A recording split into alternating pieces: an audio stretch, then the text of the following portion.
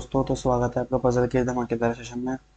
तो आज हम करने वाले हैं लाइनर रो बेस्ड सिटिंग अरेंजमेंट। तो चलिए वीडियो को शुरू करते हैं। क्वेश्चन हमको दिया हुआ है 8 पीपल, उनके नाम दिए हुए हैं B1 B2 B3 B4 B5 B6 B7 B8 are sitting in a liner row and facing north. अर्थात 8 लोग हैं जो कि एक लाइनर रो में बैठे हुए हैं। सारे की सारे पर्सन जो है वो नॉर्थ की तरफ फेस कर रहे हैं। अब यहाँ पर चूंकि सबके नाम में बी कॉमन है तो यहाँ पर बी लिखने की कोई जरूरत नहीं है। कंडीशन हमको दी हुई है B4 sits third to the left of B2, अर्थात दो के थर्ड लेफ्ट में कौन बैठा हुआ है, 4 बैठा हुआ है, अर्थात बीच में इनके 2 पर्सन होंगे। B3 is an immediate neighbour of B1, B1 का इमीडिएट नेबर जो है वो B3 है। तो यहाँ पर 1 के पास में लिख देंगे हम 3। Only 3 people sit between 3 and 8, 3 और 8 के बीच में 3 पर्सन्स बैठे हुए हैं। B7 sits to the right of B5, 5 के राइट में जो है वो 7 बैठा हुआ है। तो यहाँ पर 5 BH में बता नहीं है हमको कितना पर्सन बैठे हुए हैं अभी तक। तो 5 who is not immediate neighbour of 8, अर्थात 5 जो है वो 8 का इमीडिएट नेबर नहीं है। तो यहाँ पर 8 लिख करके क्रॉस कर देंगे।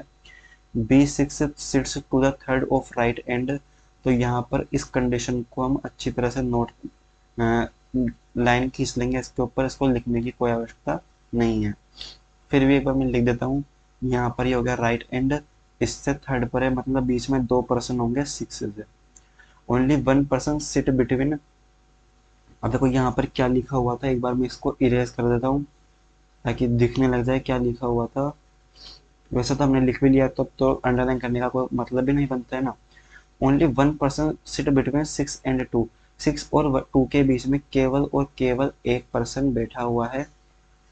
As many people sit to the right of 4, 4 के राइट में जितने भी पर्सन है इज इक्वल टू 1 के लेफ्ट में भी उतने ही पर्सन होंगे। अब देखो 8 लोग बने हुए हैं, तो सबसे पहले लाइन खींचते हैं।